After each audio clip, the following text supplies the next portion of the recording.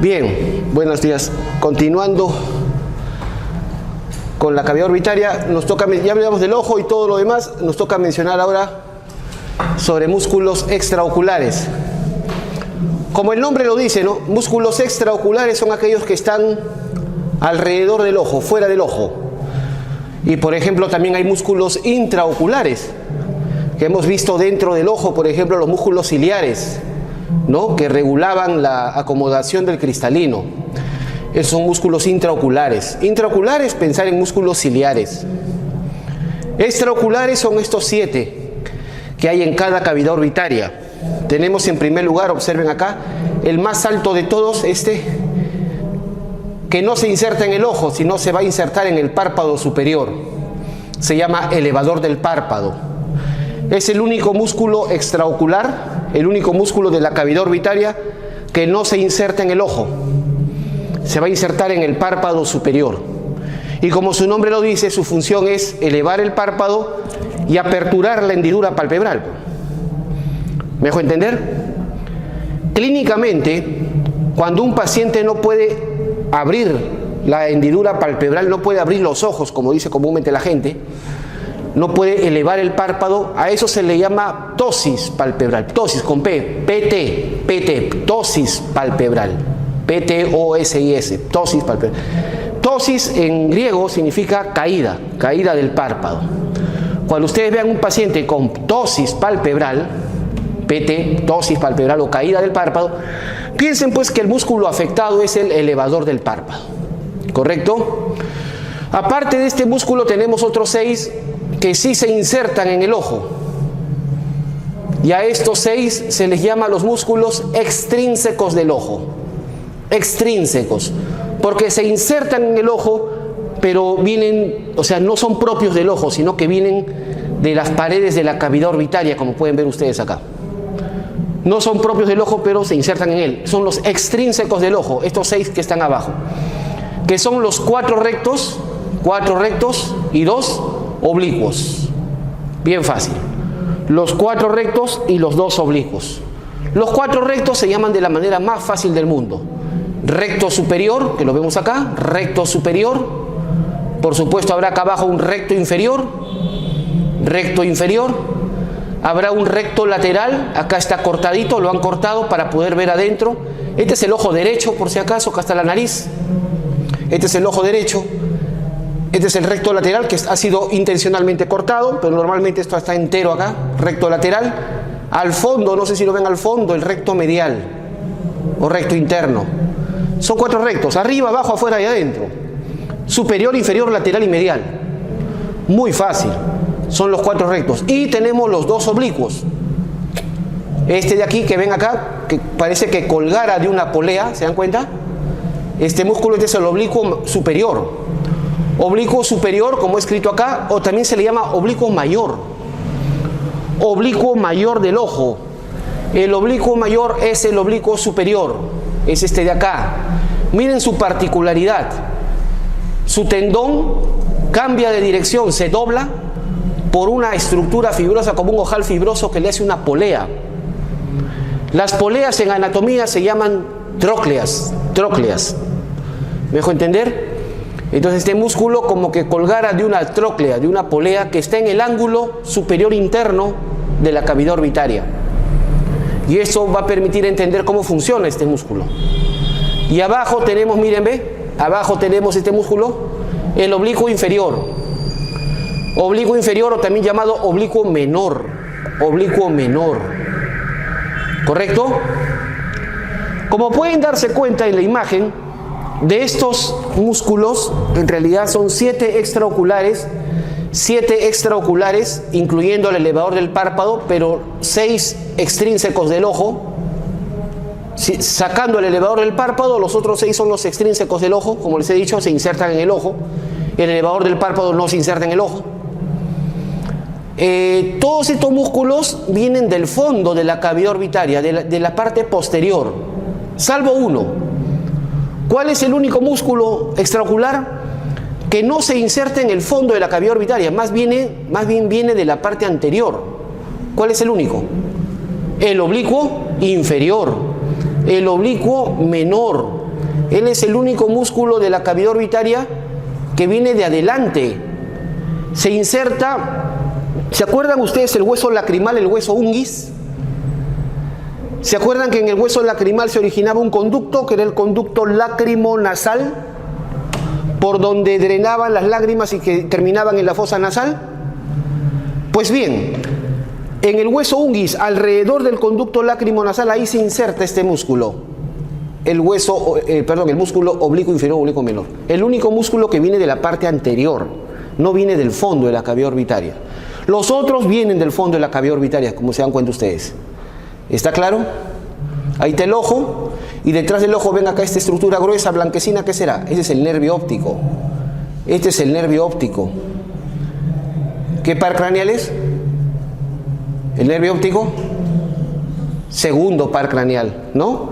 Es el par craneal con la mayor cantidad de fibras, con la mayor cantidad de axones. El par craneal con la mayor cantidad de axones, con la mayor cantidad de fibras, es el segundo, nervio óptico. ¿Cuántos axones tiene? De 1 millón a 1.200.000 axones. ¿Ok? Muy bien, entonces ya han visto estos músculos.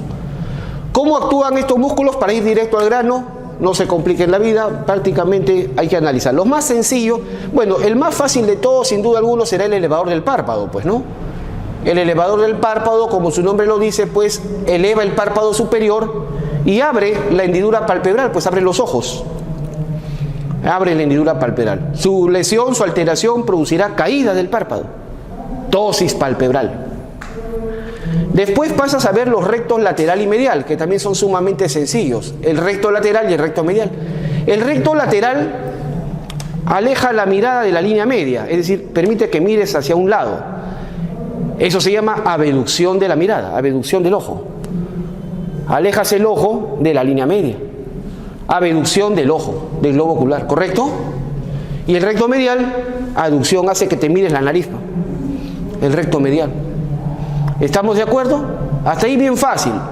Elevador del párpado, levanta el párpado, abre la hendidura palpebral, recto lateral hace abducción del ojo, recto medial hace aducción del ojo.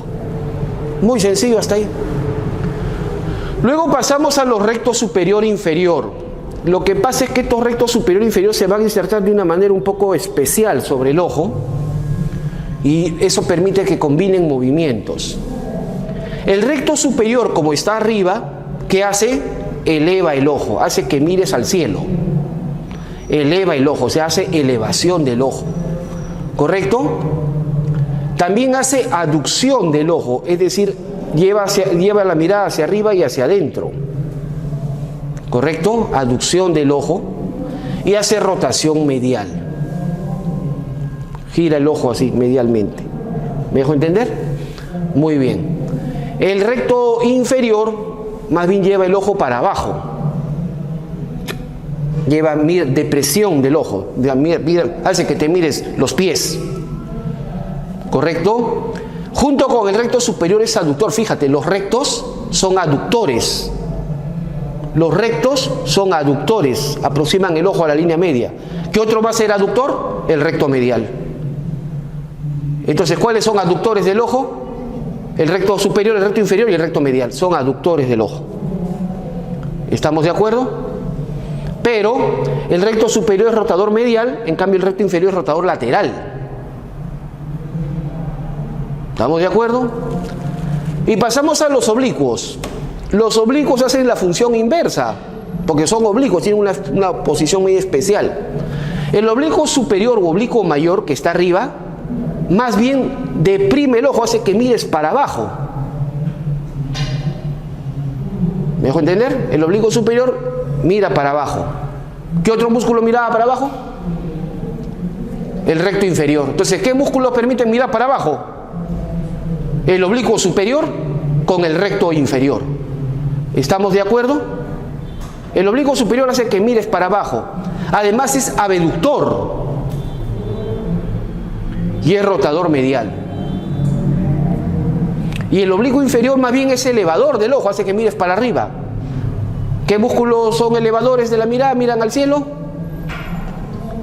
Recto superior, oblicuo inferior. El oblicuo inferior además también, mira, fíjate, los dos oblicuos son abductores. ¿Se acuerdan?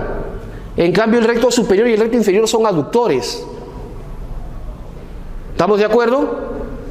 ¿Qué músculos son aductores del ojo? Hacen que el ojo mire hacia la línea media. ¿Qué músculos son aductores del ojo? Se llevan la mirada hacia el centro. Recto superior, recto inferior y recto medial. ¿Qué músculos son abductores? Hacen que mires de reojo, que mires hacia afuera, que mires lateralmente. Oblicuo superior, oblicuo inferior y recto lateral. ¿Estamos de acuerdo? ¿Se entiende? ¿Qué músculos son elevadores? Recto superior y oblicuo inferior. ¿Qué músculos son depresores? Recto inferior con oblicuo superior. ¿Estamos de acuerdo? Muy bien. Y asimismo, bueno, claramente ustedes de eso deben tenerlo absolutamente claro. ¿Ok? ¿Cómo están inervados? Esta es una pregunta recurrente también en los exámenes de concurso. Bien fácil. De los 7 músculos extraoculares, 5 están inervados por el tercer nervio craneal, por el motor ocular común. Por eso el tercer nervio craneal se llama motor ocular común, porque inerva a varios músculos en común.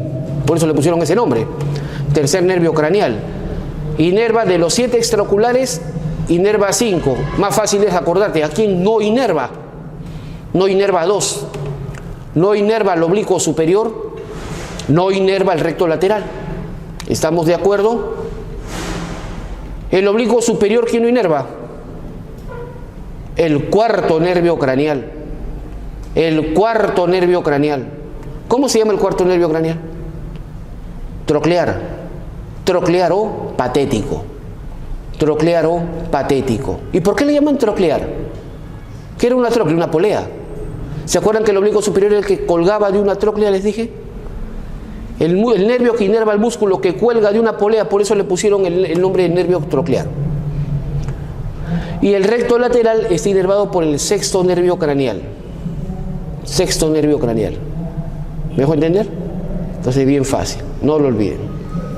Ahí está. Bueno, volviendo a la cavidad orbitaria, en el fondo de la cavidad orbitaria, ¿ustedes se acuerdan cómo se llamaba este hueco? Este es el agujero óptico, ¿se acuerdan? El agujero óptico.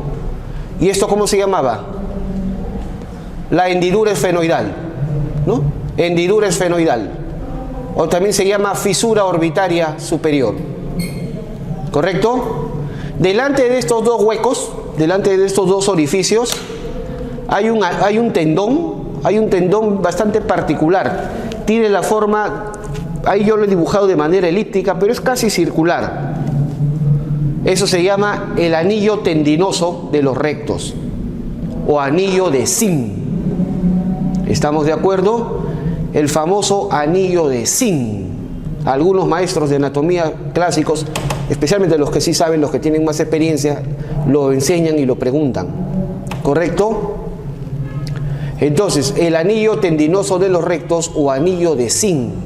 ¿Qué cosa es un tendón? Un tendón en forma pues semicircular, o sea, forma de un anillo. Como ven ustedes, se sitúa delante, está ubicado delante del agujero óptico, ¿sí? Delante del agujero óptico y delante de la hendidura esfenoidal. ¿Correcto? Entonces basta con recordar qué elementos pasan por estos agujeros para entender si es que pasan o no por el anillo de Sim. Este tendón en forma circular, como dice ahí, presta inserción o permite, ¿no?, la inserción de los 4 músculos rectos. Los 4 rectos, ¿se acuerdan que venían del fondo de la órbita? Ellos se insertan en su famoso anillo. De ahí se originan los 4 rectos hacia adelante. Por eso se llama anillo tendinoso de los rectos. ¿Correcto? Bien. Ahí está. En este esquema podemos apreciar, ¿ven?, el anillo tendinoso de los rectos delante del agujero óptico y delante de la hendidura esfenoidal. Por el agujero óptico pasaban, no sé si se acuerdan, por el agujero óptico pasaba el segundo nervio craneal, el nervio óptico y la arteria oftálmica. Pero por otro lado, por la hendidura esfenoidal, eso lo vimos en la clase anterior, por la hendidura esfenoidal pasan el tercer nervio craneal, el cuarto, el quinto uno, el sexto y 2 venas oftálmicas. ¿Estamos de acuerdo? Por la hendidura esfenoidal, como es más larga, ven ustedes, pasan varios elementos. Los pares craneales, tercero, cuarto, sexto, el quinto entero no pasa, pasa el quinto uno, que es la rama oftálmica, y 2 venas oftálmicas, superior e inferior. ¿Quedó claro? Bien, pero para tranquearte más la cosa, porque como alumno de Villamey tú siempre quieres aprender más, para tranquearte la cosa te cuento que el quinto uno no pasa como un solo nervio, pasa dividido en 3. El quinto uno, cuando pasa por la hendidura esfenoidal, no pasa como quinto uno, eso es falso, pasa dividido en 3 ramas. ¿Cuáles son? El nervio lacrimal, el nervio frontal y el nervio nasociliar. ¿Correcto? Nervio lacrimal, nervio frontal y nervio nasociliar. Son las 3 ramas del quinto uno que pasan por la hendidura esfenoidal. Por eso ves un montón de puntitos ahí. Parecen varios nervios, ¿no? Lo que pasa es que el quinto uno pasa dividido en 3, pues esto es para la tortura china. Muy bien. La pregunta es, ¿qué elementos pasan por el anillo de zinc y cuáles no? Miren ustedes. Por el anillo de zinc, ¿quién pasa? Por el anillo de zinc pasa el nervio óptico, es decir, el segundo nervio craneal, la arteria oftálmica, ¿correcto? La arteria oftálmica, ¿estamos de acuerdo? Pasa el tercer nervio craneal, ¿se entiende? Pasa el sexto nervio craneal, ¿correcto? Pasa el sexto nervio craneal. Entonces facilito. ¿Qué elementos pasan por el anillo de zinc? El segundo nervio craneal, el nervio óptico, la arteria oftálmica, el tercero, el sexto, y pasa el nervio nasociliar, que es del quinto uno. ¿Correcto? Entonces, ¿qué elementos pasan por el anillo de zinc? Segundo nervio craneal, arteria oftálmica. Tercero, del quinto uno pasa una rama, el nervio nasociliar, y pasa el sexto. ¿Quedó claro? Muy bien. Ahora, fíjense ustedes, lateral al anillo de zinc, lateralmente, por fuera del anillo de zinc, ¿ven? ¿Se dan cuenta? ¿Qué elementos pasan lateralmente al anillo de zinc? Pasa el cuarto nervio craneal. El cuarto nervio craneal, pasa el nervio lacrimal y el nervio frontal del quinto uno. El nervio lacrimal y el nervio frontal del quinto uno, y pasa la vena oftálmica superior. Ellos pasan lateral al anillo de zinc. Repito, el cuarto nervio craneal, los nervios lacrimal y frontal del quinto uno, ¿sí? Y la vena oftálmica superior. ¿Quedó claro? Finalmente, medial al anillo de zinc, por dentro, medial al anillo de zinc, lo único que pasa es la vena oftálmica inferior.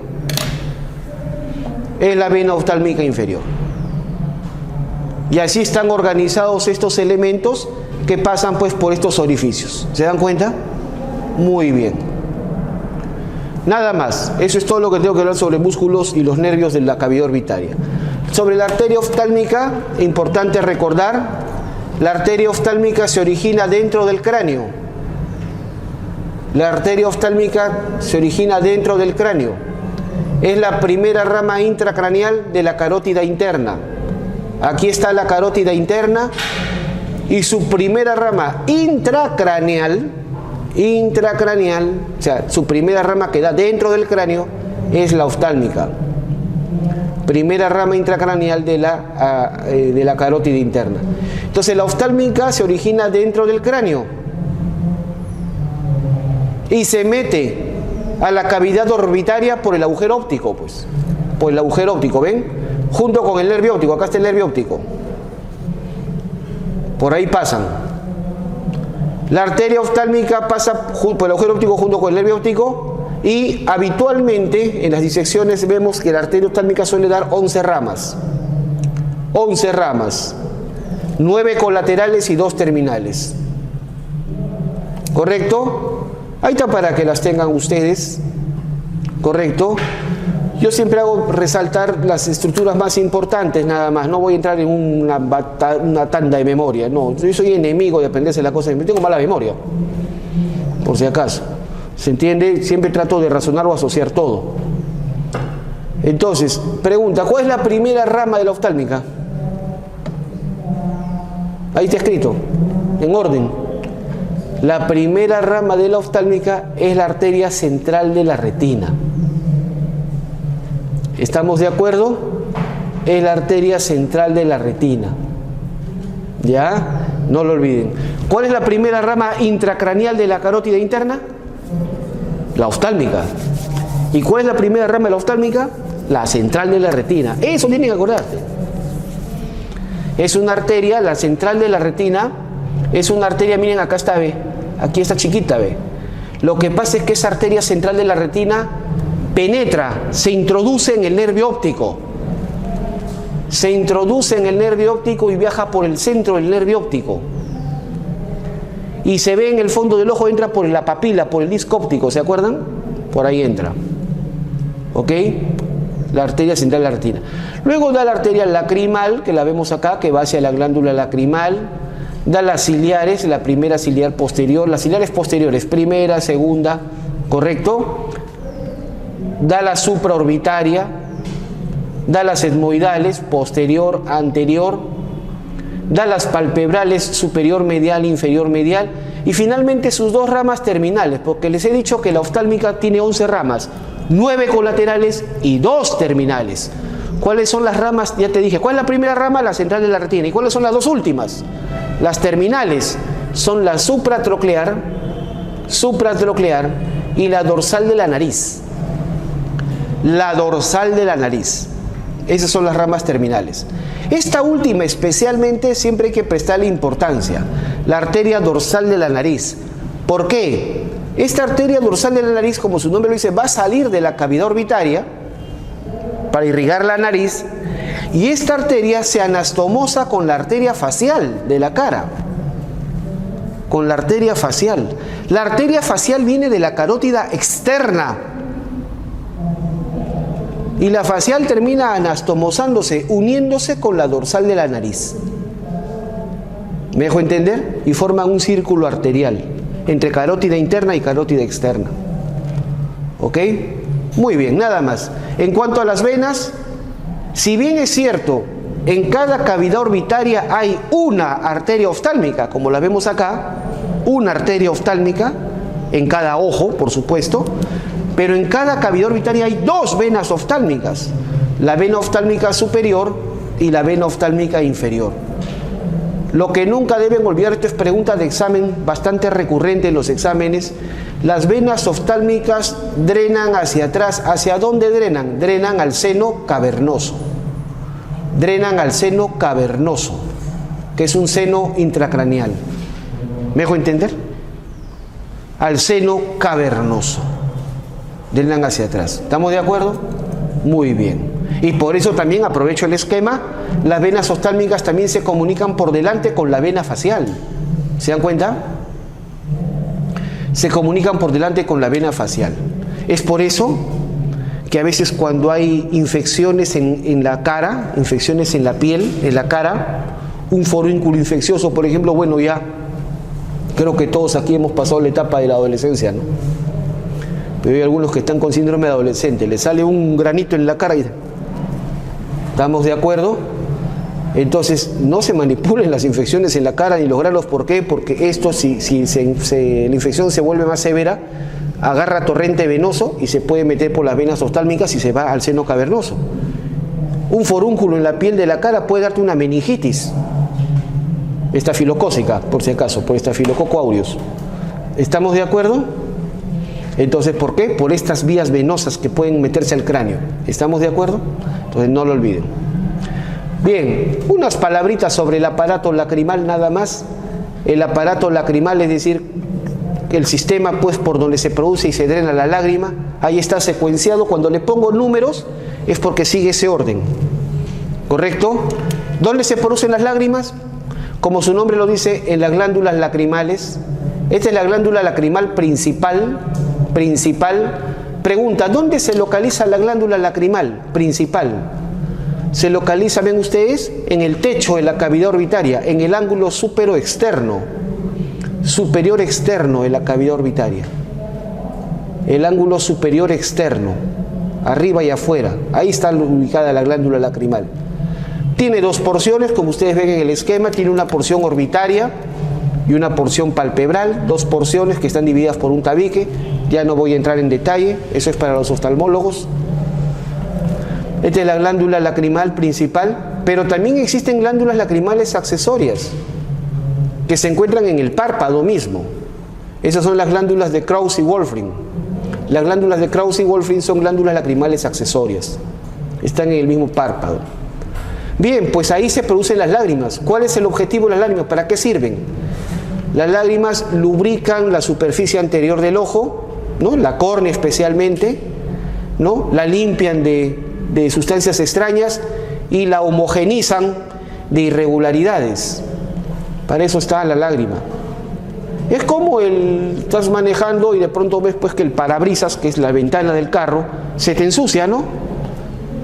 ¿Me dejo entender? O se enturbia. ¿Qué haces? Pues aprietas el chisguete pues para que suelte agua, ¿no? ¿Me dejo entender? Esas son las lágrimas. ¿Me dejo entender? Pero ahí no queda. Uno parpadea. Cuando uno parpadea, lo que hace es distribuir las lágrimas. Es cuando tú mueves el parabrisas, el limpia parabrisas, mejor dicho. Estas cositas se ven, el limpia parabrisas es la ventana. El limpia parabrisas. ¿Estamos de acuerdo? Es igual, cuando tú parpadeas lo que haces es homogenizar. ¿Me dejo entender? Una vez que se ha homogenizado la lágrima, esta lágrima finalmente debe ser drenada. ¿Y por dónde se drena la lágrima? Eso les invito a que ustedes en su casa se observen, porque esto se ve claramente. Mírense bien ahí en el espejo. En la parte más interna del párpado, en el extremo interno de cada párpado, hay un orificio, un puntito. Ustedes mírense ahí en el espejo y se van a ver. ¿Estamos de acuerdo? Hay un puntito en el extremo interno de cada párpado. Eso se llaman los puntos lacrimales. ¿Dónde se ubican? En el extremo medial, en el extremo interno de los párpados. Puntos lacrimales, superior e inferior. De cada punto lacrimal se originan los canalículos lacrimales, superior e inferior también, que se van a juntar en un canalículo común. Y esto va a drenar en un saco lacrimal. En un saco lacrimal del cual se origina el conducto lacrimonasal. ¿Se acuerdan? El conducto lacrimonasal, el cual vierte o drena en el meato inferior de las fosas nasales. Finalmente las lágrimas te las aspiras y te las deglutes. ¿Estamos de acuerdo?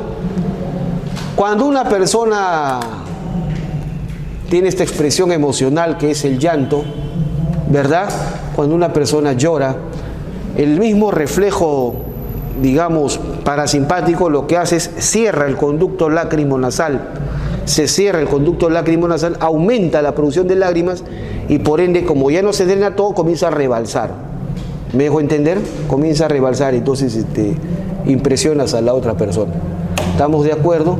Muy bien, así de simple. Ya saben. Bien, ahora pasamos a unas palabritas de región de oído. Esto es bastante simple. Vamos directo al grano.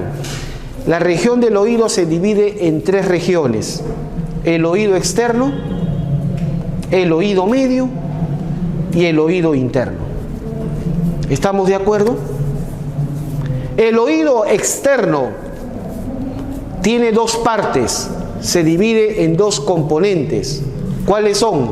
Lo que vemos aquí afuera, lo que la gente llama la oreja, se llama el pabellón auricular. El pabellón auricular, por un lado, y el conducto auditivo externo. Esas son las dos partes del oído externo. El oído externo está compuesto por dos componentes: el pabellón auricular, coloquialmente llamado oreja, y el conducto auditivo externo. ¿Para qué sirve el oído externo? Capta el sonido. Capta el sonido. ¿Estamos de acuerdo? Su función es captar el sonido. Muy bien. Como pueden apreciar, al fondo del oído externo, al fondo del conducto auditivo externo, está la membrana timpánica. Ahí está la membrana timpánica, o llamada tímpano. ¿Estamos de acuerdo? El tímpano o membrana timpánica. ¿Dónde se localiza? En el fondo del conducto auditivo externo. ¿Correcto? ¿Qué notan en la imagen? ¿La membrana timpánica está parada así verticalmente? No, nunca. En el feto eso completamente horizontal, ¿ah? En el niño se va levantando y en el adulto está un poco más levantada. Llega más o menos hasta 55 grados con la horizontal. 55 grados. ¿Estamos de acuerdo? Pero jamás llega a 90 grados. ¿Se entiende? Ya vamos a ver por qué. Entonces, esta es la membrana timpánica o tímpano, que está en el fondo del conducto auditivo externo y que separa el oído externo del oído medio. Aquí está el oído medio. ¿Me dejo entender? El oído medio, llamado caja timpánica. Caja timpánica o cavidad timpánica. ¿Me dejo entender? La caja timpánica o cavidad timpánica no es la membrana timpánica, es el oído medio. ¿Estamos claros? El oído medio. Oído medio, caja timpánica o cavidad timpánica. ¿Correcto? Este oído medio, miren, vayamos a observarlo en el dibujo. ¿En qué radica su importancia? Contiene los tres huesecitos famosos que tiene el oído medio, ¿no? ¿Cuáles son los tres huesecitos? Martillo, yunque y estribo. Martillo, yunque y estribo. ¿Estamos de acuerdo? Pregunta: ¿cuál de los tres huesos está adherido o se inserta en el tímpano, en la membrana timpánica? Será el primero, pues, ¿no? El martillo. El martillo está insertado, está adherido a la membrana timpánica. ¿Correcto? El segundo es el yunque. Y el tercero es el estribo. ¿Correcto? ¿Cuál de los tres huesecitos estaba pegado al tímpano? El martillo. Y el otro, el del otro extremo, el estribo, ¿a quién está pegado? Está pegado al laberinto. ¿Se dan cuenta? Aquí está el laberinto, el oído interno. Precisamente el estribo está aplicado, vamos a decirlo así, está aplicado sobre un orificio que tiene el laberinto. Ese orificio se llama la ventana oval. La ventana oval. El estribo está aplicado sobre la llamada ventana oval. Ya eso es parte del laberinto. ¿Estamos de acuerdo? Muy bien. ¿Quedó claro hasta ahí? Ahora, el oído medio, la caja timpánica o cavidad timpánica, como se le llama, está comunicada con la nasofaringe. Con la nasofaringe, ¿se acuerdan la nasofaringe? Detrás de las fosas nasales. Por medio de la clásicamente llamada trompa de Eustaquio. La trompa de Eustaquio, ¿ah? No la de Falopio, la de Eustaquio. ¿Estamos de acuerdo? También a la trompa de Eustaquio tiene diferentes nombres, ¿ah? Como ven ahí, le dicen la trompa auditiva. También le llaman a la trompa también le llaman la tuba faringotimpánica. La tuba faringotimpánica. ¿Por qué se le llama faringotimpánica? Porque va de la faringe a la caja timpánica, pues al oído medio. La tuba faringotimpánica, eso es la trompa de Eustaquio. La tuba faringotimpánica. ¿Correcto? Y como esto comunica con la nasofaringe, ¿qué contiene la nasofaringe? Aire, porque por ahí circula aire del medio ambiente. Y por ahí el aire también se mete acá, a la caja timpánica, al oído medio. El oído medio está comunicado con el exterior, por medio de la trompa de Eustaquio, hacia la nasofaringe. ¿Correcto? Muy bien. Ese es el oído medio. Y por último, el oído interno. El oído interno o laberinto. Es lo mismo. El oído interno o laberinto. El laberinto es el oído interno, no hay vuelta que darle. ¿Estamos de acuerdo? Ya vamos a ver sus partes. Dicho sea de paso, te voy contando que el laberinto tiene dos partes. Lo que estamos viendo ahí, eso es el laberinto óseo. ¿Me dejo entender? El laberinto óseo. Y dentro del laberinto óseo está el laberinto membranoso. Membranoso. ¿Me dejo entender? El laberinto óseo contiene a el laberinto membranoso y no al revés. ¿Estamos de acuerdo? Ahora, ya sabemos que uno contiene al otro. ¿Y qué hay dentro? ¿Qué hay dentro del laberinto membranoso? Aquí ya no hay aire. El oído medio contiene aire, ¿te acuerdas? El oído externo contiene aire porque se comunica con el exterior. El oído medio también contiene aire porque por la trompa de Eustaquio se comunica con la nasofaringe. ¿Se dan cuenta? Pero el oído interno ya no. El oído interno contiene líquidos. El oído interno ya no. Dentro del laberinto hay líquidos. ¿Me dejo entender? Les he dicho que el laberinto óseo contiene al laberinto membranoso.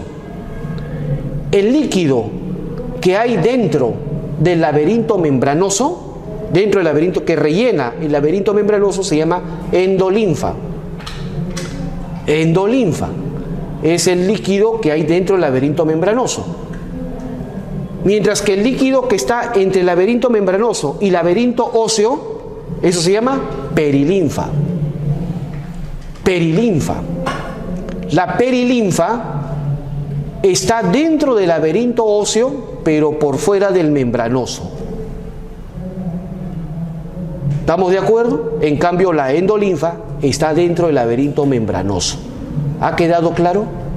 Bien, con esos conceptos, con esa introducción, ya podemos ver oído, pues, fácilmente.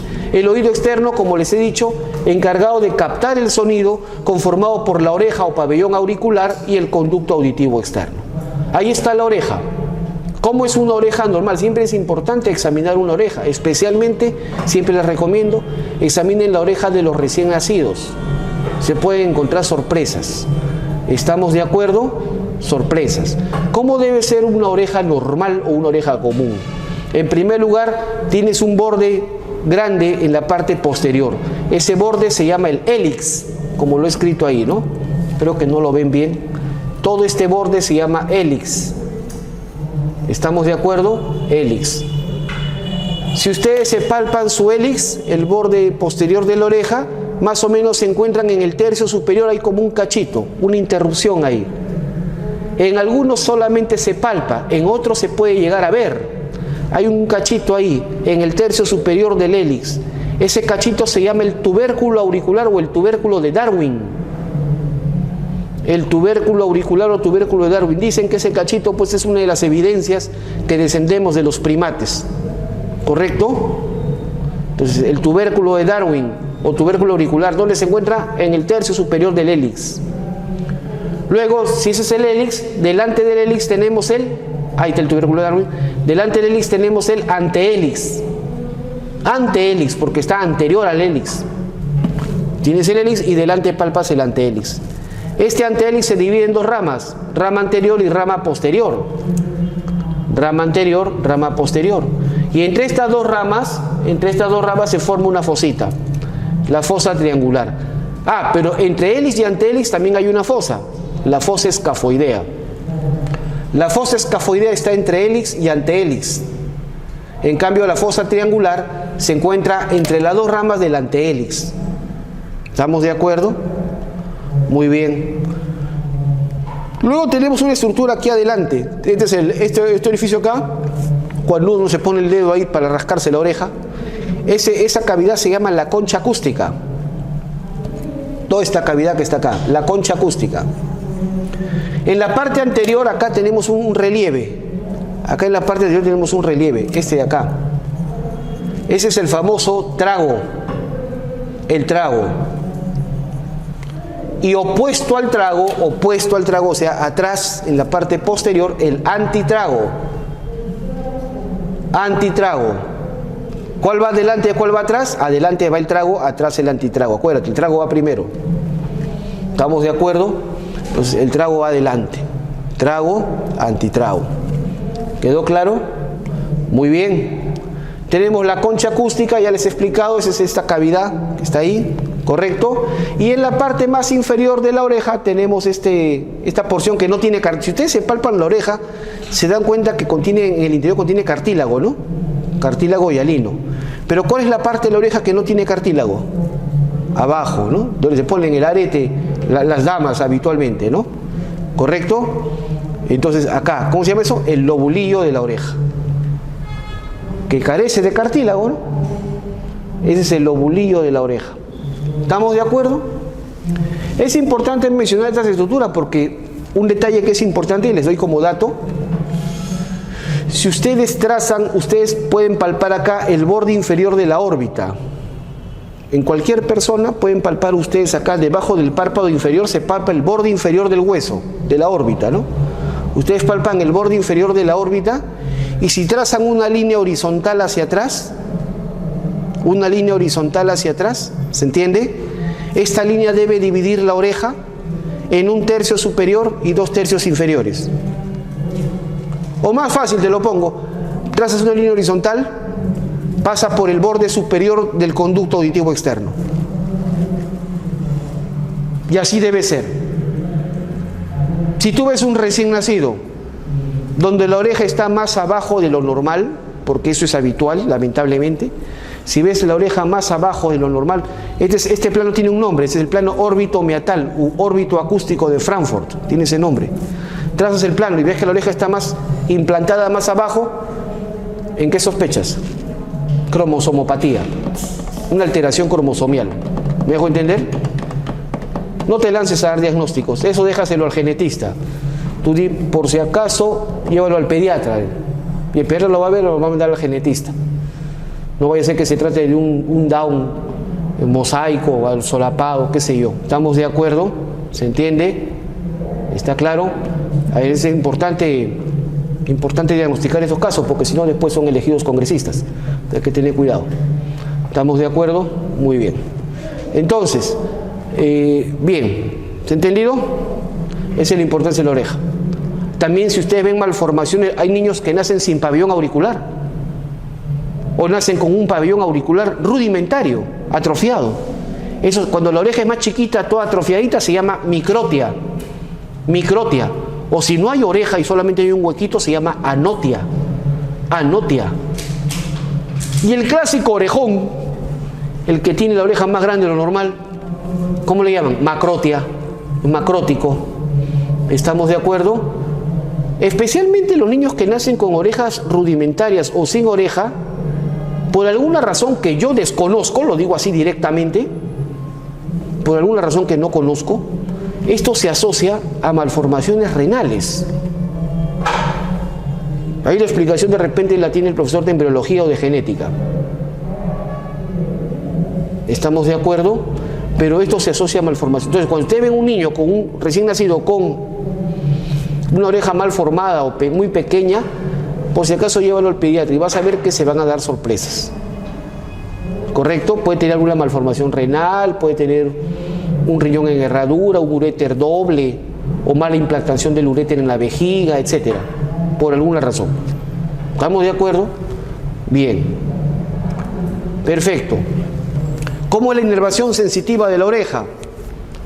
A través de estos nervios, como ven ustedes acá. El nervio auricular, el principal nervio sensitivo de la oreja es el nervio auricular mayor. Su nombre lo dice, auricular mayor, el que inerva mayormente la oreja. Este viene del plexo cervical superficial, ¿se acuerdan? Luego tenemos el nervio aurículo temporal, que está aquí. Este inerva el cuadrante antero superior nada más. Aurículo temporal, este viene del quinto 3. Y la piel de la concha acústica, aquí está, auricular mayor, aurículo temporal. Y la piel que cubre la concha acústica, ahí está, ¿ves? El territorio auricular mayor del aurículo temporal. Y la piel que cubre la concha acústica la inerva el séptimo nervio craneal, la rama sensitiva del facial. Esto, por si acaso, es un concepto reciente. Algunos maestros clásicos no lo conocen. ¿Ya? Antes nadie sabía quién inervaba la piel de la concha acústica, porque se sostenía que era el quinto nervio, luego otros decían que era el séptimo, otros decían que era el noveno, hasta al vago le echaban la culpa. Ya esto ha sido netamente tipificado, claramente esclarecido.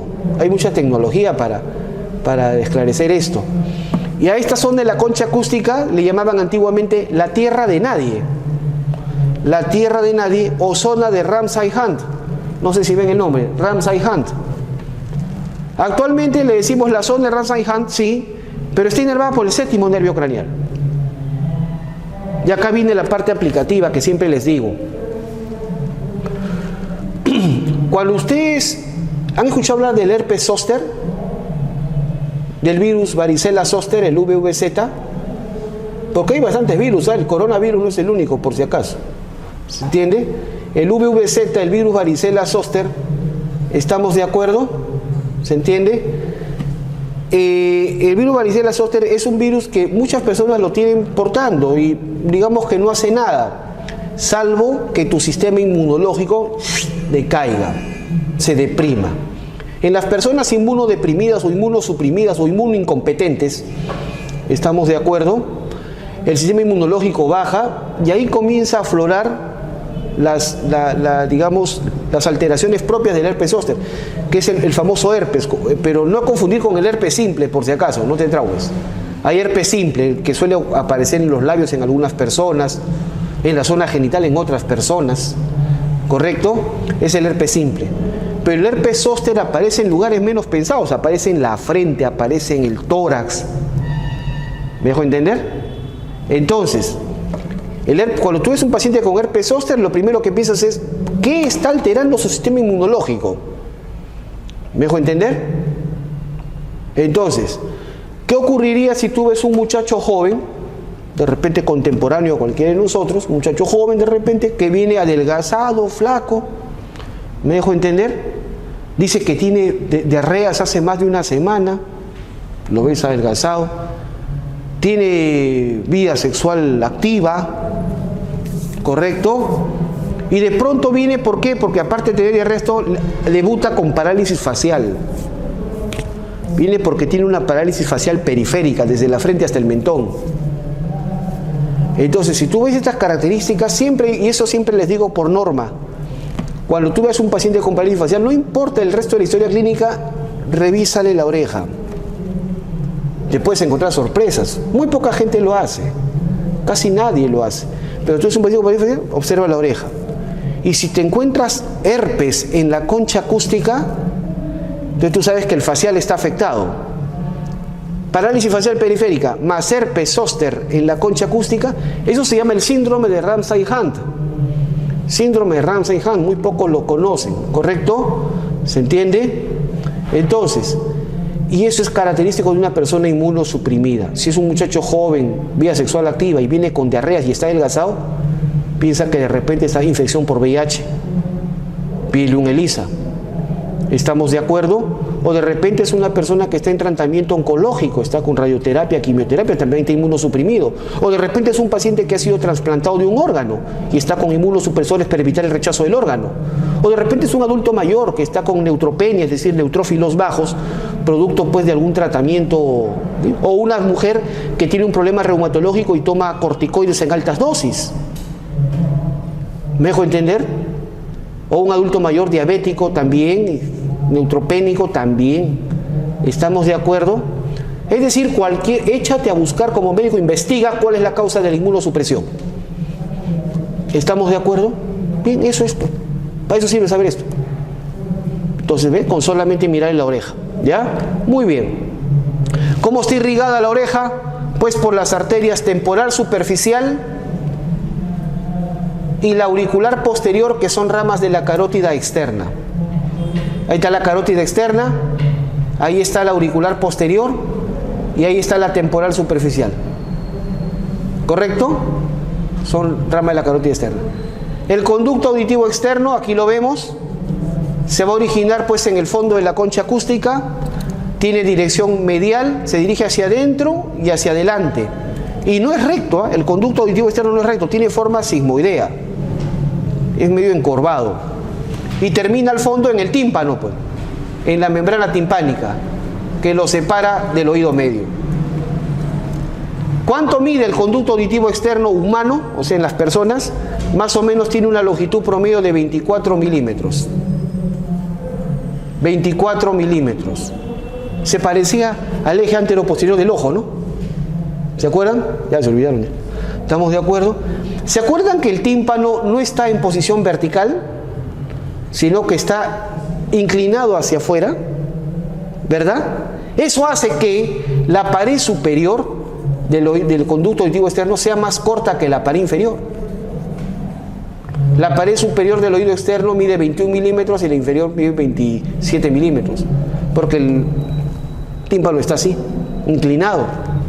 En promedio mide 24 milímetros, ¿correcto? 24 milímetros. El conducto auditivo externo tiene dos porciones, una porción cartilaginosa y una porción ósea. ¿En qué proporción? La cartilaginosa es externa y es 1/3. La ósea es la interna y es 2/3. O sea, de 24 milímetros 1/3, 8 milímetros mide la cartilaginosa, y la ósea 2/3, 16 milímetros. ¿Estamos de acuerdo? Bien fácil. En cuanto a su diámetro, esto es muy interesante. El conducto auditivo externo tiene un diámetro máximo tanto en su extremo externo como en su extremo interno, y su zona más estrecha está en la unión de la porción cartilaginosa con la porción ósea. Y ahí están los diámetros. El diámetro máximo llega a 9 milímetros, tanto en el extremo externo como en el extremo interno, y llega más o menos a la mitad, ¿no? 4.5, 4.6 milímetros en la unión de la porción cartilaginosa con la ósea. Y eso se le llama el istmo del conducto auditivo externo, y es donde generalmente se atracan los cuerpos extraños. Cuando alguien tiene la costumbre de meterse cosas para rascarse la oreja y ¡poc! Se queda ahí adentro y resulta difícil, va al otorrino asustado, ahí se atracan los cuerpos extraños, en el istmo. Muy bien, ¿cómo está inervado el conducto auditivo externo? La inervación sensitiva por el nervio auriculotemporal, ¿ven? La pared posterior, ¿se entiende? La pared posterior, ¿no? El nervio facial, ¿se acuerdan la zona de Ramsay-Hunt? También llega adentro del conducto auditivo externo, y al fondo, en la parte más profunda, en la parte más interna del conducto auditivo externo, participa el vago. Pregunta, ¿y quién da sensibilidad a la cara externa de la membrana timpánica? El vago, pues. ¿Se dan cuenta? El vago, el 10º nervio craneal, da sensibilidad a la porción más profunda del conducto auditivo externo y a la cara externa del tímpano. ¿Quedó claro? Muy bien. La irrigación arterial, ¿no? La porción cartilaginosa está irrigada por la arteria temporal superficial, que es rama de la carótida externa, ¿no? La auricular posterior también participa, y la porción ósea está irrigada por la arteria timpánica, que es la primera rama de la maxilar interna. Muy bien, el oído medio, llamado caja timpánica o cavidad timpánica, es encargado de conducir el sonido, contiene aire. Ya te conté que el oído medio también contiene aire porque está comunicado con el exterior por la trompa de Falopio. De Eustaquio. ¿Está claro? Muy bien. Y contiene la famosa cadena osicular, así se le llama a los 3 huesecitos. La cadena ósea, la cadena osicular, los 3 huesecitos. Martillo, yunque, estribo, ya los conoces, pero tienen un sinónimo. El martillo también se le llama maleolar, al yunque también se le llama el íncudo, y al estribo también le llaman el estapedio. El estapedio es el estribo, el íncudo es el yunque y el maleolar es el martillo. ¿Ok? Bastante simple. ¿Cómo se articulan estos huesecitos? Mira, hay dos, como son 3 huesos, formando una cadena, 3 huesos, hay 2 articulaciones, pues. La articulación entre el martillo y el yunque, ¿cómo se llama? Articulación íncudo-maleolar. Íncudo-maleolar. Eso es entre martillo y yunque. Y la articulación entre yunque y estribo, íncudo-estapédica. Incudo-estapédica. ¿Estamos de acuerdo? La articulación incudo-malleolar entre martillo y yunque es una articulación, son sinoviales, ¿ah? Sinoviales, pero la entre martillo y yunque es encaje recíproco o en silla de montar. Mientras que la incudo-estapédica, es decir, entre yunque y estribo, es enartrósica, esférica. ¿Ya? Bien, el oído medio, didácticamente, los autores didácticamente dividen al oído medio, describen al oído medio como si fuera una caja, como si fuera esta habitación, una caja, o un cubo, si quieres, un cubo. Y un cubo tiene 6 paredes, pues. Tiene una pared lateral, una pared medial, tiene un techo, tiene un piso, tiene una pared anterior y una pared posterior. ¿Estamos de acuerdo? Entonces, ¿qué hay en cada pared? La pared lateral del oído medio está formada por la membrana timpánica, el tímpano. La pared lateral es el tímpano, que es una membrana casi circular que tiene un diámetro de 9 a 10 milímetros, o sea, alrededor de 1 centímetro, ¿no?, de diámetro. Y miren la posición del tímpano, ¿ven? Les dije, el tímpano nunca es vertical, es horizontal en el embrión. En el feto es 30 a 35 grados y en el adulto 40 a 45 grados. ¿Ven? O sea, no llega a los 90 grados. Esto es importante saber. La pregunta es, ¿por qué es así inclinado el tímpano? Porque eso le permite resistir mejor las ondas de sonido.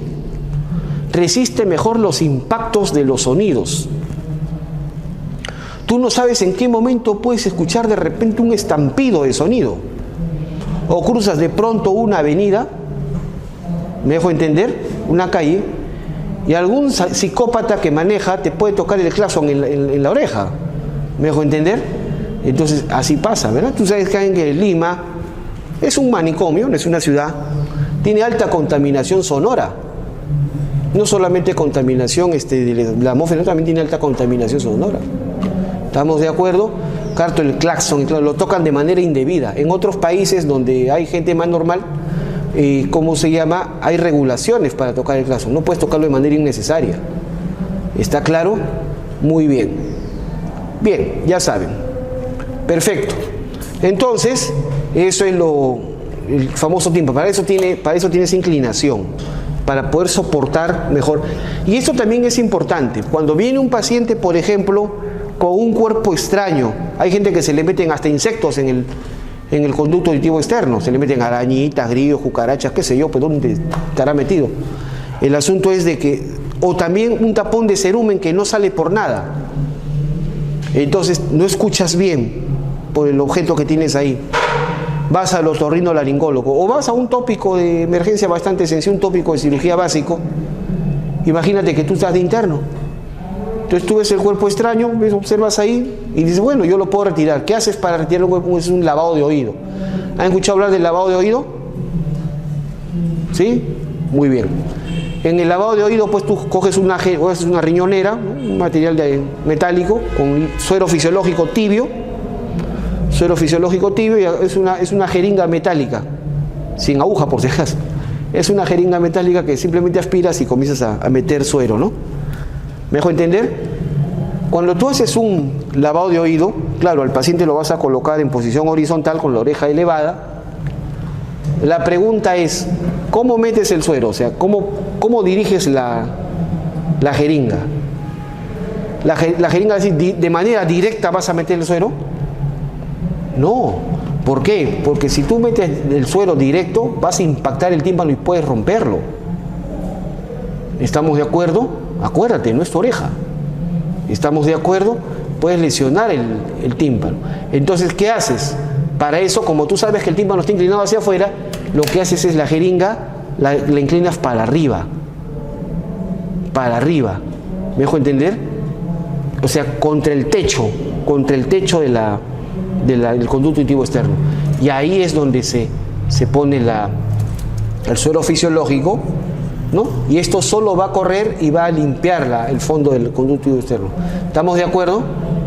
Es el mismo principio, les digo, el mismo principio cuando se sirve una cerveza, un vaso de cerveza. ¿Cómo haces cuando vas directo, le echas la cerveza al fondo del vaso? No, ¿verdad? ¿Por qué? Que nunca han tomado, su madre, estoy en un convento, hasta la iglesia suena. ¿Qué pasa cuando echas la cerveza directa al fondo del vaso? Se levanta la espuma, ¿verdad? Tú sales a la propaganda de televisión, por si acaso, por si no lo saben. ¿Estamos de acuerdo? Entonces, ¿pero qué haces? Inclinas el vaso. ¿Me dejo entender? Igual, es el mismo criterio. ¿Estamos de acuerdo? Bien, entonces ya sabes, siempre sobre la pared superior. Ya. La pared lateral, bueno, ahí está el tímpano nuevamente. Vemos, este es el tímpano visto de afuera. Esta es la famosa timpanoscopía, es decir, que es eso con el otoscopio para observar el tímpano. Ahí está el tímpano, mírenlo, este es un tímpano derecho, visto de afuera, visto lateralmente. ¿Qué vemos ahí? Mira, ven un relieve acá, ¿se dan cuenta? ¿Qué estructura? ¿Quién está formando este relieve en el tímpano? ¿Quién será? ¿Quién será? El martillo, muy bien, doctora. Este es el martillo. Pues yo le dije que el martillo era el que se insertaba en el tímpano. Pues. El martillo. Entonces, ¿qué vemos aquí? Aquí vamos a ver el mango del martillo. Como todo martillo tiene su mango.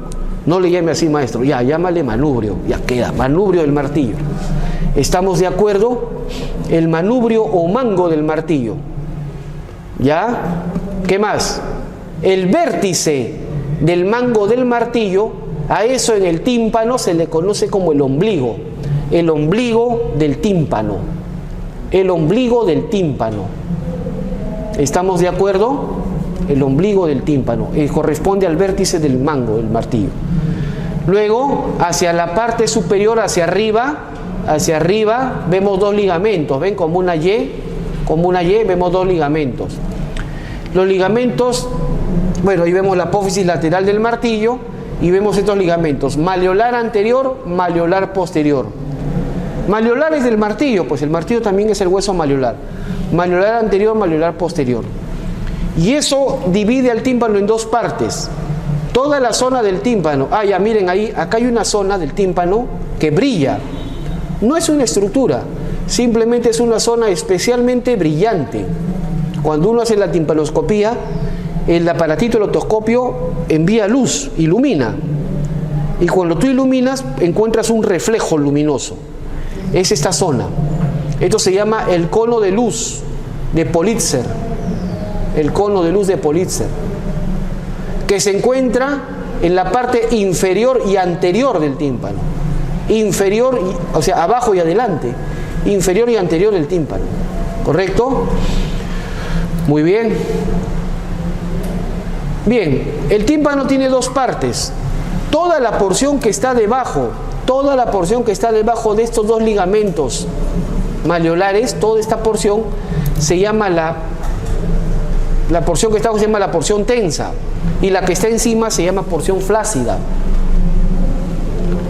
Porque dice acá claramente, la porción tensa tiene tres capas. La capa cutánea, que es la externa, la capa fibrosa, que es la media, y la capa mucosa, que es la interna. En cambio, la porción flácida, que está en la parte alta, y se conoce también como la membrana de Scherner, como está escrito acá, no tiene capa media, no tiene capa fibrosa, tiene solamente capa externa cutánea y capa interna mucosa.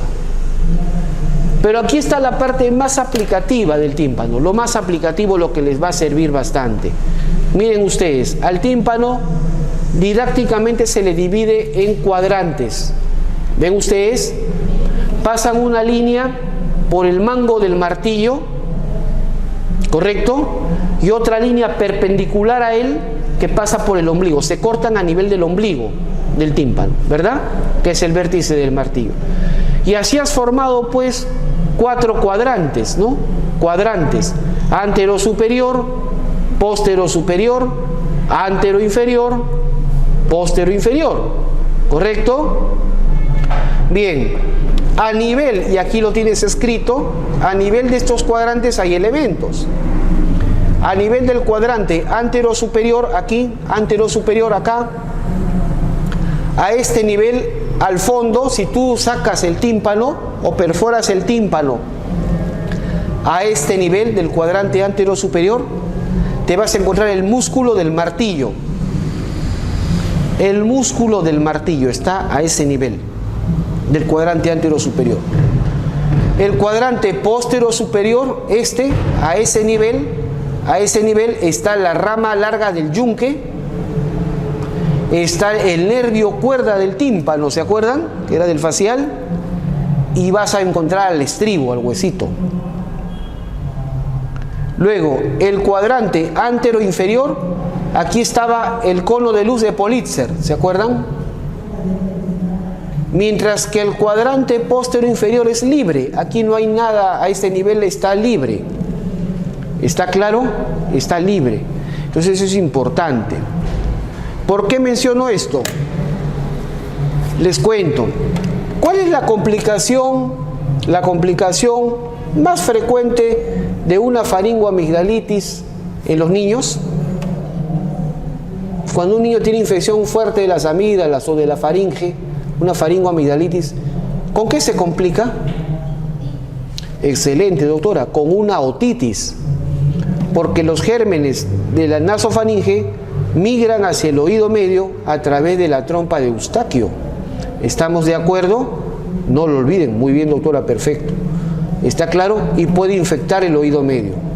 Cuando el oído medio se infecta, se inflama y se cierra la trompa de Eustaquio, aumenta la presión en el oído medio, aumenta la presión, y a veces se llena, lo que debería estar lleno de aire, se comienza a llenar de líquido, de material purulento o material ceroso, infeccioso. ¿Me dejo entender? Se puede llenar de eso. ¿Y cuál es el riesgo de esto? El riesgo de esto es que ese material purulento rompa el tímpano. Cuando un niño ya viene botando pus por la oreja, ya ese niño tiene destruido el tímpano. ¿Me dejo entender? Esa pus está saliendo del oído medio, doctor. Sale pus con sangre. Eso ya pues es una negligencia paterna, pero terrible, ¿no? ¿Estamos de acuerdo? Entonces, pobre niño, ¿no? Entonces, evidentemente, eso ya es grave. Entonces, evidentemente, cuando tú ves un niño que viene por su dolorcito de oído, le preguntas al papá, ¿ha estado con todos? Sí, examina la garganta, ves amígdalas inflamadas, infectadas, ¿correcto? Puede ser infección viral o bacteriana. En niños es más común la viral, ¿correcto? Pero si es bacteriana, pues hay que dar tratamiento más agresivo. Entonces, ves que el oído medio, entonces agarras el otoscopio y miras el tímpano, y ves un tímpano opaco y tenso. Entonces automáticamente tú dices, no, acá hay riesgo de ruptura de tímpano. ¿Me dejo entender? Entonces lo mandas al otorrino, porque uno no es otorrino, pues. Lo mandas al otorrino pediátrico, él tiene unos aparatos especiales, se pone su lente, todo su aparatito, ¿no? Y hace un pequeño corte en el tímpano, un corte intencional que él hace para poder descomprimir el oído medio, ¿me dejo entender? Evitar que se rompa el tímpano, sino un corte intencional. Tú tienes uno de estos cuadrantes para escoger. ¿Cómo se llama el corte? El corte se llama miringotomía. Miringotomía. ¿Correcto? Miringotomía. El corte se llama así, miringotomía. El drenaje se llama miringocentesis. Miringo, con M, miringocentesis, el drenaje. Te pregunta, tú estás llevando, eres alumno de otorrino, y el otorrino te va a decir, ¿en qué cuadrante del tímpano hago la miringotomía? Y si no estudiaste en Villamed ni sabes dónde está el tímpano. Pregunta, ¿en qué cuadrante lo harías? ¿Qué cuadrante es libre, pues? En el cuadrante postero inferior, excelente. ¿Estamos de acuerdo? Cuadrante postero inferior. Eso siempre hay preguntas en los exámenes de residencia, eso que se preguntan eso. Cuadrante de elección para realizar la miringotomía o la miringocentesis. Es el cuadrante postero inferior. ¿Correcto? A veces, por si acaso les digo, a veces esto ya es por falta de maniobra, porque es difícil hacerlo a ese nivel. A veces lo hacen en el cuadrante antero inferior. Ustedes van a ver niños que les han puesto el tubo de drenaje en el cuadrante antero inferior. No es peligroso, pero obviamente, como todo corte, esto luego se va a cicatrizar. Y al cicatrizarse, pues se va a perder el cono luminoso. Y ese cono luminoso siempre es importante porque nos sirve para ver qué tan saludable está el tímpano. Si es un buen cono luminoso, ese tímpano está saludable, está cañón. Si está opaco, pensamos en una otitis media. ¿Estamos de acuerdo? Bien, ya saben eso. Eso es lo importante. Y otra pregunta que también por ahí está en los bancos de los exámenes de concurso. ¿En qué cuadrante no debes hacer de ninguna manera una miringotomía o una meningotomía? O sea, ¿cuál es el cuadrante absolutamente contraindicado? ¿Cuál sería? Excelente, doctora. Póstero superior. Porque mira la cantidad de elementos que está en la rama. O sea, vas a afectar a la cadena osicular, a los huesecitos, y encima vas a agarrar un nervio, al nervio cuerda del tímpano. ¿Te das cuenta? Excelente. Entonces, acuérdate siempre de esos cuadrantes posteriores. El póstero inferior, el ideal para hacer la miringotomía, la miringocentesis. Y el póstero superior, el totalmente contraindicado. ¿Estamos de acuerdo? Muy bien. Ya está. La pared, bueno, el tímpano. ¿Cómo está inervado el tímpano? Muy fácil. Su cara externa por el vago, su cara interna por el glosofaringeo.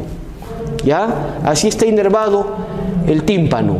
La sensibilidad de la membrana timpánica, su cara externa por el 10º nervio, su cara interna por el 9º nervio. La pared anterior, aquí está, miren, ve qué bonito, este es el Gray. El Gray de anatomía me parece actualmente uno de los mejores libros de anatomía, por si acaso. Siempre recomiendo el Gray y el Kate Moore, son los mejores. ¿Estamos de acuerdo? Aquí vemos nosotros, muy bien descrito, representado el oído medio como un cubo, ¿ven? La pared anterior se relaciona con la arteria carótida interna.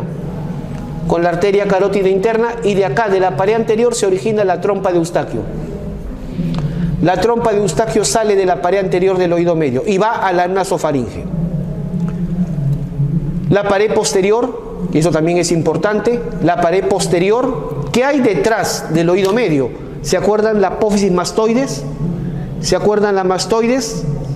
¿Y qué les dije yo desde la primera clase de esto? ¿Qué les dije? La mastoides es hueca, tiene adentro unas celdas, como un panal de abejas, que se llama el antro mastoideo. Dentro de la mastoides están los antros mastoideos, que es como unas cavidades como un panal de abejas. Y precisamente, la pared posterior del oído medio tiene un orificio acá, que claramente dice acá, la entrada al antro mastoideo. Es decir, la pared posterior se comunica, este es el famoso aditus ad antrum, la entrada o el orificio del antro mastoideo. ¿Por qué es importante esto, doctores? Ya les he dicho, ¿qué pasa si un niño con una faringoamigdalitis se complica con una otitis media? ¿Estamos de acuerdo? Imaginemos el peor de los casos, pongámonos en el peor de los escenarios, que tenemos un niño con una otitis media de origen bacteriano, forma pus, ¿me dejo entender? Forma pus, entonces el oído medio se llena de pus, material infeccioso, ¿correcto? Tienes el riesgo de ¿qué? De que rompa la membrana timpánica y comience a drenar la pus, ¿me dejo entender? Ya le dije eso. Pero también, ¿cuál es la otra complicación? La otra complicación es que esa pus se va a meter por el orificio del antro mastoideo, se va a meter al antro mastoideo. ¿Me dejo entender? Pregunta, ¿cuál es la peor complicación de una otitis media? ¿Que se rompe el tímpano? No es tanto, porque eso de alguna u otra manera, bueno, vas a quedar con sordera o con una hipoacusia severa, pero no te vas a morir por eso. ¿Estamos de acuerdo? La peor complicación es que una otitis media, la pus rellene la mastoides y se haga una mastoiditis. Y esto sí ya es cruento, esto sí ya tiene que entrar a la sala de operaciones, hay que abrir la mastoides, hay que drenarla, esto sí es cruento. ¿Estamos de acuerdo? ¿Y por qué?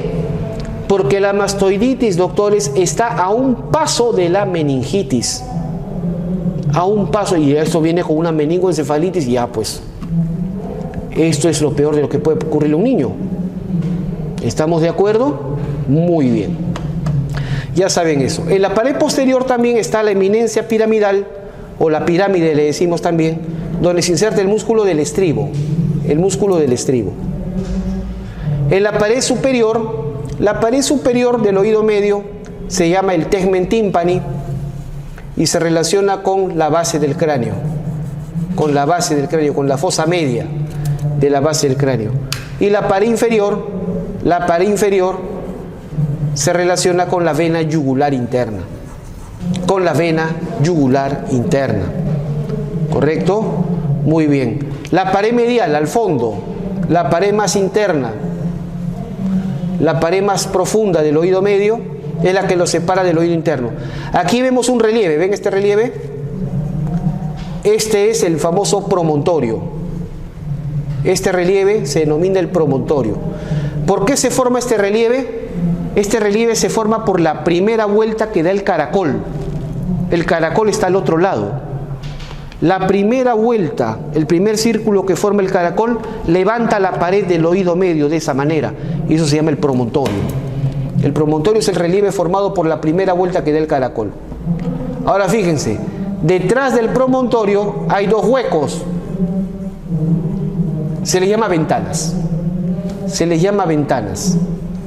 La ventana posterior superior, es la llamada ventana oval o ventana vestibular.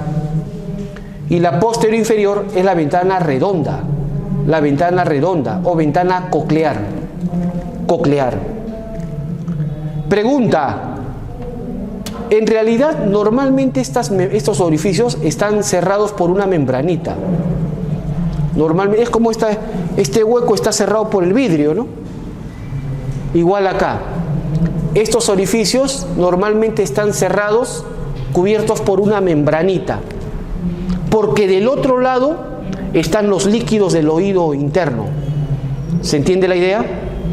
La ventana oval es posterior y superior al promontorio. La ventana redonda es posterior e inferior. Pregunta: ¿sobre cuál de estas ventanas se aplica el estribo? Sobre la oval. El estribo se aplica acá. El estribo es como que tuviera la ventana, como la ventana del avión, una ventana chiquita, y es como que tú pusieras algo así que tapa la ventana. Ese es el estribo. ¿Estamos de acuerdo? Entonces, la ventana oval sobre él. Y pregunta: ¿a cuál se le llama el tímpano secundario? ¿A cuál se le llama el tímpano secundario? ¿Lo he puesto ahí? No. El tímpano secundario es la ventana redonda. Es la ventana redonda. El tímpano secundario es la ventana redonda. Entonces, sobre la ventana oval, esta de arriba, se aplica el estribo, y sobre esta de abajo se llama el tímpano secundario. ¿Ok? Bien, luego vemos acá el canal para el músculo del martillo, ¿no? Y los relieves formados pues por el conducto del séptimo nervio craneal y el conducto semicircular lateral. Nada más. ¿Ok? Esto es importante también que se sepa. Allá. De estos tres huesecitos, dos tienen músculo. Hay dos músculos en el oído medio, que es el músculo del martillo y el músculo del estribo. ¿Correcto? El músculo del martillo y el músculo del estribo. El yunque no tiene músculo. ¿Estamos de acuerdo? Acuérdate primero, ¿quién los inerva? El músculo del martillo está inervado por el quinto 3. El músculo del estribo está inervado por el facial, por el séptimo nervio craneal. ¿Correcto? No lo olviden. ¿Para qué sirven estos músculos? Te cuento. ¿No te ha ocurrido a veces que estás conversando con alguien y de pronto escuchas una canción que de repente pocos conocen, una canción lejana, y oye, ¿has escuchado esa canción? Es muy bonita, a mí me gusta esta canción, mi grupo favorito. Escucha. Y yo, ¿cuál? Escucha bien. Entonces, para la oreja. Eso que la gente le llama para la oreja, ¿no? O de pronto estás con tus amistades y de pronto estás escuchando que están hablando de alguien que te cae re mal. Y quieres saber, ¿no? Chismeas. Eso que le llaman parar la oreja o agudizar la audición, eso es gracias al músculo del martillo. El músculo del martillo, que está inervado por el quinto 3, como dice ahí, eleva la agudeza auditiva. ¿Cómo así? Este músculo jala el martillo, y ¿te acuerdas que el martillo está insertado en el tímpano? Entonces, tensa la membrana timpánica. Tensa la membrana timpánica. Es por eso que algunos autores al músculo del martillo ahora le dicen el músculo tensor del tímpano. Así le dicen algunos autores ahora. El músculo tensor del tímpano es el músculo del martillo, inervado por el quinto 3, ¿correcto? Y cuando uno tensa la membrana timpánica, el tímpano cuando lo pone extenso, vibra mejor y puedes percibir los sonidos que están lejanos o los sonidos bajitos, de baja amplitud. Alguien te hace escuchando que alguien susurra algo, te parece que hablan de alguien o de algo y paras la oreja. ¿Estamos de acuerdo? Los sonidos lejanos o bajitos. ¿Se entiende la idea? Bien. Ahí es donde se contrae el músculo del martillo. Por otro lado, el músculo del estribo actúa en situaciones contrarias. Yo no entiendo a la gente que van a una discoteca o van a un sitio donde hay música y les encanta pararse al lado del parlante. Se paran al costado, pues sal de ahí, ¿no? Cuida tus oídos. Se paran al lado del parlante y encima quieren conversar. Y uno le dice, ¿cómo dices? Pobres oídos, Dios mío. Terrible. ¿Estamos de acuerdo? Cuando el sonido es muy alto, muy estruendoso, muy alto, pues esto hace vibrar al tímpano y mueve los huesecillos del oído medio. Y el estribo, ¿te acuerdas que el estribo estaba aplicado contra la ventana oval? Entonces el estribo comienza a golpear como si fuera esos antiguos de taquigrafía, igualito, así lo comparan los libros. Golpea la ventana oval y eso mueve los líquidos dentro del oído interno. ¿Se entiende la idea? Cuando el sonido es muy alto, el estribo golpea muy fuerte la ventana oval y este movimiento de líquidos puede dañar irreversiblemente el receptor de la audición. Y ahí sí te produce una sordera neurosensorial irreversible, no te la cura ni el agua bendita. ¿Estamos de acuerdo? Entonces, ¿qué hace? La naturaleza no es tonta. Hay un músculo, el músculo del estribo, lo que hace es separa el estribo de la ventana oval. El músculo del estribo aleja el estribo de la ventana oval. ¿Correcto? Ahí está escrito. ¿Para qué? Para evitar que este golpee con mucha fuerza la ventana oval y mueva exageradamente el líquido del oído interno, previniendo que haya mayor daño de los receptores auditivos. ¿Estamos claros? Entonces ya saben. Y el músculo del estribo está inervado por el séptimo nervio craneal. Bien, y llegamos finalmente al oído interno. El oído interno es el laberinto, ¿no? Su función, como dice ahí, transcribir el sonido, ¿no? Orientador espacial, también tiene receptores de orientación espacial y posición de la cabeza en el espacio. Bien, en primer lugar, como les he dicho, el oído interno, o también llamado laberinto, tiene dos componentes. Tiene el laberinto óseo, que está por fuera, y en su interior, adentro, está el laberinto membranoso. ¿Se acuerdan que les dije? Ambos rellenos con líquido. ¿Estamos de acuerdo? Bien, vamos a hablar primero del laberinto óseo. El laberinto óseo tiene 3 partes, ahí está. 3 partes. La primera, el caracol. El caracol, en latín, cóclea. La palabra cóclea es caracol. Cuando dices coclear, es por no decir pues caracolar. ¿Estamos de acuerdo? Dices coclear. Coclear es caracol. ¿Me dejo entender? Muy bien, ahí está el famoso caracol. Este caracol en la especie humana da 2 vueltas y media. 2 vueltas y media. El caracol humano da 2 vueltas y media. Algunos dicen que puede llegar hasta 2 vueltas y 3/4. ¿Correcto? Muy bien. Luego tengo el vestíbulo. Aquí lo vemos, el vestíbulo. Y los conductos, y tres conductos semicirculares. 3 conductos semicirculares. Esas son las 3 partes del laberinto óseo. Caracol o cóclea, vestíbulo y 3 conductos o canales semicirculares, se les llama así. ¿Correcto? Muy bien. Ahí lo tienes más grande. Ahí está el laberinto óseo. ¿Ven ustedes? Aquí está el caracol. ¿Ven? 2 vueltas y media, el vestíbulo y los 3 conductos semicirculares. Los conductos semicirculares son 3, el anterior o superior, el lateral y el posterior. Anterior o superior, lateral y posterior. ¿Estamos de acuerdo? Eso es lo principal. Ahora, fíjense en lo siguiente. Cada conducto semicircular, en su extremo anterior, se ensancha. ¿Ven ustedes? Se ensancha, se dilata. ¿Lo ven? Eso se llama la ampolla. Ampolla, en latín le decimos las ámpulas. Ámpula, la palabra ámpula en latín significa ampolla. Las ámpulas de los conductos semicirculares. Cada conducto semicircular en su extremo anterior forma un ámpula, una ampolla, una ámpula, y se une al vestíbulo. Se une al vestíbulo. ¿Estamos de acuerdo? Los 3 conductos semicirculares en su extremo anterior forman un ámpula, una ampolla, y se une al vestíbulo. ¿Quedó claro?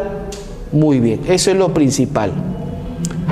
De tal manera que en la unión, ven ustedes acá, en la unión del ámpula con el vestíbulo se forman unas crestas que se llaman las crestas ampulares. Crestas ampulares. Vamos a ver por qué son importantes estas crestitas. ¿Ok? Muy bien. Esa es la rampa vestibular que se mete dentro del caracol, ¿no? Y hay una rampa timpánica que rodea, pues. Muy bien. El extremo final, eso es importante, el extremo final, el vértice del caracol se llama helicotrema. Helicotrema es el vértice, el extremo final del caracol. Bien, ya les hablé del laberinto óseo y también les he dicho que el laberinto óseo contiene al laberinto membranoso. ¿Correcto? ¿Cuáles eran las 3 partes del laberinto óseo? Caracol o cóclea, vestíbulo y 3 conductos semicirculares. Ahora, dentro de ellos va a estar el laberinto membranoso. Pero ¿cuáles son las partes del laberinto membranoso? El laberinto membranoso también tiene su caracol, el caracol membranoso. Eso quiere decir que dentro del caracol óseo está el caracol membranoso. ¿Me dejo entender? Bien. Luego, el laberinto óseo tenía el vestíbulo. Pero no existe un vestíbulo membranoso, no existe. Dentro del vestíbulo óseo existe el laberinto membranoso, forma 2 sacos que se llaman el utrículo y el sáculo. El utrículo y el sáculo, vamos a verlo en una imagen. Son 2 saquitos membranosos que están dentro del vestíbulo. El vestíbulo es parte del laberinto óseo, pero en su interior tiene el utrículo y el sáculo. ¿Quedó claro? Muy bien. Y los conductos semicirculares, igual, dentro de los conductos semicirculares óseos tenemos los membranosos, igualito. Queda uno anterior o superior, uno lateral y uno posterior. Igualito. ¿Correcto? Muy bien. Ahí está. ¿Ven ustedes? Dentro del laberinto óseo, pintado ahí de color beige, medio marrón, está el laberinto membranoso, que está pintado de celeste. ¿Ven ustedes? Este es el caracol óseo, con sus 2 vueltas y media, y adentro está el caracol membranoso de celeste. Aquí está el vestíbulo, que es óseo, y aquí están estos 2 saquitos que les contaba, el utrículo y el sáculo. ¿Lo ven? Y dentro de los conductos semicirculares óseos están los conductos semicirculares membranosos. Veamos acá, ahí están los conductos semicirculares, ¿ven? Membranosos, dentro del óseo.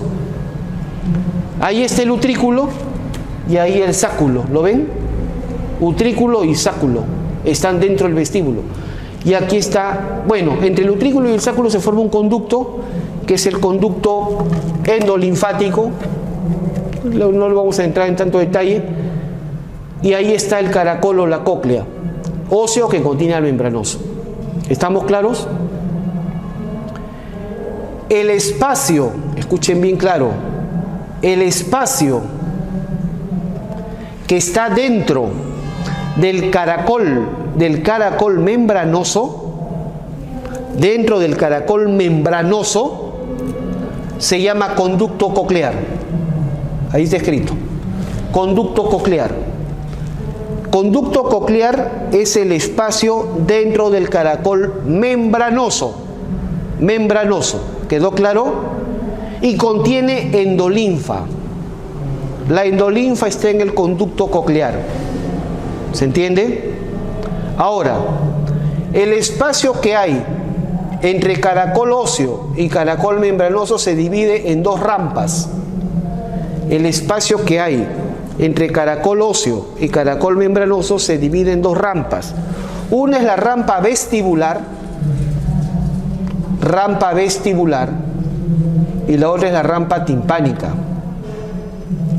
Las dos contienen perilinfa. Las dos contienen perilinfa. En la rampa vestibular y la rampa timpánica. ¿Correcto? Muy bien. Y pregunta, disculpen un segundo. ¿La rampa vestibular y la rampa timpánica se llegan a juntar? ¿Se llegan a juntar o están completamente separadas? ¿Dónde se juntarían? Excelente, doctora. En el extremo del caracol, en el helicotrema. En el extremo del caracol, ¿se acuerdan? Donde termina el caracol. Donde termina el caracol, a nivel del helicotrema, se juntan, se unen las rampas vestibular y timpánica. Genial. ¿Estamos de acuerdo? No lo olviden. En cambio, el conducto coclear está aislado, está separado, no se junta con las rampas. ¿Estamos de acuerdo? Muy bien, doctores. Bien. Ahí está el caracol, que da 2 vueltas y media, ya les he explicado eso, tiene 2 rampas ocupadas por perilinfa y dentro está el conducto coclear que contiene endolinfa, ya se los he explicado. Aquí está, miren, ve, este es un corte del caracol. Este es un corte del caracol, se ha hecho un corte perpendicular al caracol. Aquí vemos la membrana, la rampa vestibular. ¿Se ubican? La rampa timpánica. Porque esto es caracol óseo, pues. Esto es caracol óseo. Rampa vestibular, rampa timpánica. Y este es el caracol membranoso. ¿Lo ven? Y esto es el conducto coclear. ¿Estamos claros? ¿Se ubican? El conducto coclear está delimitado por esa membrana que se llama la membrana vestibular o membrana de Reisner. ¿Correcto? Y abajo por la membrana basilar, la base. La membrana vestibular de Reisner y la membrana basilar delimitan al conducto coclear, al caracol membranoso. Y dentro del caracol membranoso, aquí vemos el famoso órgano de Corti, que es el receptor de la audición. Este es el órgano de Corti, todo este elemento que ven acá, el órgano de Corti, ¿correcto? Sobre el cual hay una membranita que es la membrana tectórica, ya vamos a ver en un momento. Y miren, del órgano de Corti se origina el nervio auditivo o nervio coclear que transmite la audición, ¿correcto? Entonces, finalmente, ¿para qué sirve el caracol? El caracol sirve para la audición. El caracol contiene el órgano de Corti, contiene la audición. Nosotros escuchamos gracias a nuestros caracoles, ¿Y se acuerdan de las crestas ampulares? Donde se unía la ampolla de los conductos semicirculares al vestíbulo, esas crestas ampulares, ahí se encuentra el receptor del equilibrio y la posición de la cabeza en el espacio. Ahí tienen para que lo revisen. No voy a entrar en tanto detalle. Ven ustedes, aquí está la cresta ampular, sobre la cual hay un gel y unos cristales que les llaman otolitos o estatoconias, como está escrito acá. Cuando una persona mueve la cabeza o cambia de posición en el espacio, la cresta ampular se inclina. La cresta ampular se inclina y los otolitos, que son como una arenilla, se desplaza. Y eso estimula las células que hay acá en las crestas ampulares y eso automáticamente se percibe como un cambio de posición. ¿Está claro? Muy bien. Simple, ¿ven? Ahí lo tienen. Para ver, hay movimientos rectilíneos y movimientos en rotativos, ¿no? Cómo se inclinan las crestas ampulares. ¿Estamos de acuerdo? Bien. Y ahí está, pues, ese es el laberinto membranoso. Ahí están los conductos semicirculares ¿no? De las crestas ampulares se va a originar el nervio vestibular y del caracol el nervio auditivo, ¿correcto? Y los dos nervios se juntan y van a formar finalmente el octavo nervio craneal. El octavo nervio craneal se llama vestíbulo coclear, no le llaman nervio auditivo, se llama nervio vestíbulo coclear porque tiene porción vestibular que recoge equilibrio y posición de la cabeza en el espacio y tiene porción auditiva que viene del caracol, ¿no? Y recoge función de audición. Ok.